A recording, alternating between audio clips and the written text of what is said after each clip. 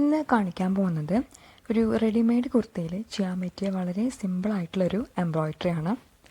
ഇതാണ് നമ്മുടെ ഡിസൈൻ. ഇതെങ്ങനെയാണ് വരച്ചു നോക്കണമെന്ന് വെച്ചാൽ ഇതൊരു 7 റോസ് ആയിട്ടാണ് ഞാനിപ്പോൾ ചെയ്തിരിക്കുന്നത്. എൻ്റെ ഒരു ബോട്ട് നെക്കാണ്. അപ്പോൾ എൻ്റെ ഫസ്റ്റ് റോയിൽ ഒരു 7 ഫ്ലവേഴ്സ് വരുന്നുണ്ട്.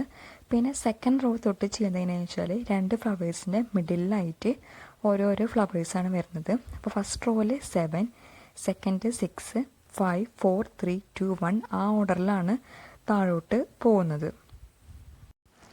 ഇതിന് വേണ്ടിയിട്ട് ഞാൻ എടുത്തിരിക്കുന്നത് ഒരു ക്രീം കളറിലുള്ള ഒരു ത്രെഡാണ്. പിന്നെ ഇത് 3 സ്റ്റാൻഡ്സിലാണ് ചെയ്യുന്നത്. പിന്നെ എൻ്റെ ഈ മെറ്റീരിയൽ ഒരു റയോൺ മെറ്റീരിയലാണ്. ഈ ക്ലോത്ത് ഒരു ഡാർക്ക് ബ്ലൂ അല്ലെങ്കിൽ ഒരു ബ്ലാക്ക് ഷെയ്ഡിൽ അതുപോലത്തെ ഒരു ഷെയ്ഡിൽ വരുന്ന ഒരു കളറാണ് ഈ മെറ്റീരിയലിൻ്റെ. അപ്പം നമുക്കിത് എങ്ങനെയാണ് ചെയ്യണമെന്ന് നോക്കാം. ഈ ഡിസൈൻ വരയ്ക്കാനായിട്ട് നല്ല എളുപ്പമാണ്. ഒരു കോയിൻ ഉണ്ടെങ്കിൽ ഒരു കോയിൻ വെച്ചിട്ട് ആദ്യം ഒരു പേപ്പറിൽ ജസ്റ്റ് ഒരു സർക്കിൾ വരയ്ക്കുക. സർക്കിൾ വരച്ചിട്ട് പിന്നെ ഒരു 8 ലൈൻസ് വരയ്ക്കുകയാണ് ചെയ്യുന്നത്.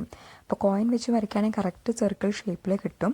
എന്നിട്ട് പേപ്പറിൽ വരച്ചിട്ട് പിന്നെ നമുക്കൊരു കാർബൺ പേപ്പർ വെച്ചിട്ട് നമ്മുടെ ക്ലോത്തിൽ ട്രേസ് ചെയ്യാവുന്നതാണ്. പക്ഷെ ഞാനിപ്പോൾ അങ്ങനെ ചെയ്യുന്നില്ല. ഞാൻ ഇത് വരയ്ക്കാണ്ടാണ് ചെയ്യുന്നത്. ഈ ബിഗിനേഴ്സിനൊക്കെ ആണെങ്കിൽ ഇത് വരച്ചിട്ട് ചെയ്യായിരിക്കും നല്ലത്. അപ്പോഴായിരിക്കും ഒന്നുകൂടെയും പെർഫെക്ഷൻ കിട്ടാം. ഞാനിപ്പോൾ ജസ്റ്റ് അങ്ങനെ കാണിക്കുന്നില്ല. വെറുതെ ഒരു ക്ലോത്തിൽ കുറച്ച് ലൈൻസ് ഇട്ട് ചെയ്ത് പോവാണ്.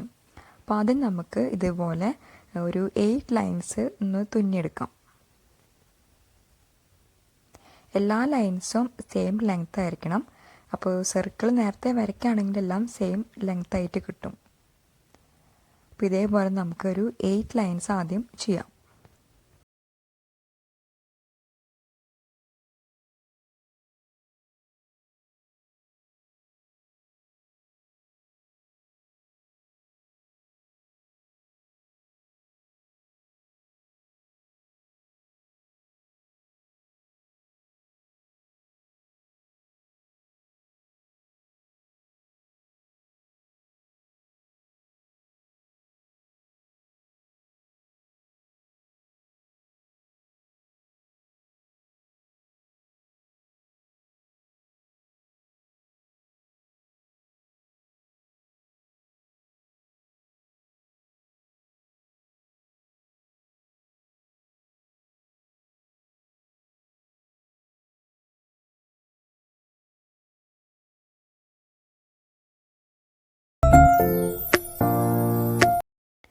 നെക്സ്റ്റ് നമുക്ക് ഈ ലൈൻസിന് ചെറുതായിട്ടൊരു കട്ട് കൊടുക്കാം. കട്ട് മീൻസ് ഒന്ന് ആ ലൈനൊന്ന് ഡിവൈഡ് ചെയ്ത് കൊടുക്കുകയാണ്. മിഡിലല്ല, കുറച്ച് നീങ്ങിയിട്ട്.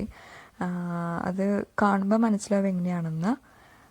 അപ്പോൾ ഇതുപോലെ ഓരോ ലൈൻസിനും കുറച്ച് മിഡിലായിട്ടല്ല, ഇതുപോലെ ജസ്റ്റ് ആ ടിപ്പിൻ്റെ അവിടെ നിന്ന് കുറച്ച് നീങ്ങിയിട്ട് ഇതേപോലെ ഒന്ന് ജസ്റ്റ് രണ്ട് ഒരു ലൈനെ സ്പ്ലിറ്റ് ചെയ്യണ പോലെ ഇതുപോലെ ഒന്ന് കട്ട് ചെയ്ത് കൊടുക്കുക. എല്ലാ ലൈൻസും ഇതുപോലെ ഒന്ന് ചെയ്യാം നമുക്ക്.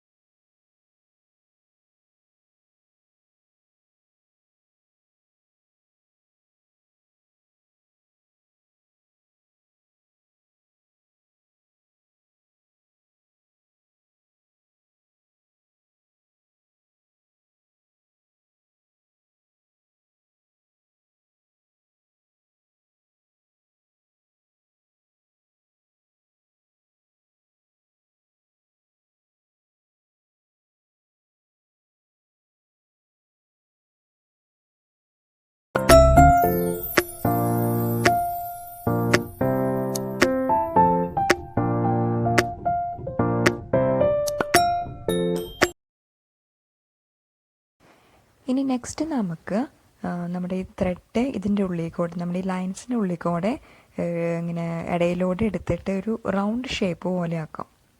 അത് കാണുമ്പോൾ മനസ്സിലാവും. നമ്മൾ നേരത്തെ കട്ട് ചെയ്ത് വെച്ചില്ലേ, അതിൻ്റെ ഉള്ളിൽ കൂടെ ഇങ്ങനെ എടുത്ത് ഒരു 3-4 വട്ടം ചെയ്താൽ മതി. അപ്പോൾ അതൊരു റൗണ്ട് ഷേപ്പിലായിരിക്കും.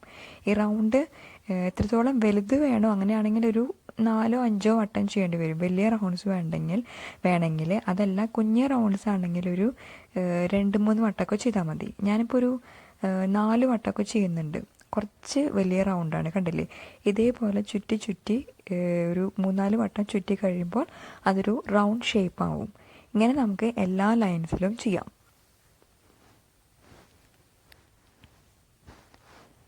ഇത്രയേ ഉള്ളൂ. ഇതുകൊണ്ട് കഴിഞ്ഞാൽ നമ്മുടെ ഫ്ലവർ കഴിഞ്ഞു. വളരെ എളുപ്പമാണ് ചെയ്യാനായിട്ട്. കുറച്ച് ഇത്തിരി ടൈം എടുക്കും, എന്നാലും ഈസിയാണ്, സിമ്പിളാണ് ചെയ്യാനായിട്ട്. കണ്ടില്ലേ? ഇപ്പോൾ ഒരു കുഞ്ഞ് റൗണ്ട് വന്നു. ഇനി ഒരു 1-2 വട്ടം കൂടി ഇതുപോലെ ചെയ്താൽ ഒരു അത്യാവശ്യം ഒരു വലുപ്പമുള്ള ഒരു റൗണ്ട് ഷേപ്പ് പോലെ കിട്ടും നമുക്ക്.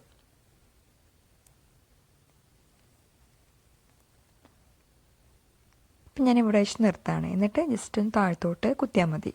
ഇപ്പോൾ ഒരു ലൈനിൻ്റെ കഴിഞ്ഞു. ഇതേപോലെ നമുക്ക് ബാക്കിയുള്ള 7 ലൈൻസിനും ഇതേപോലെ തന്നെ ചെയ്യാം.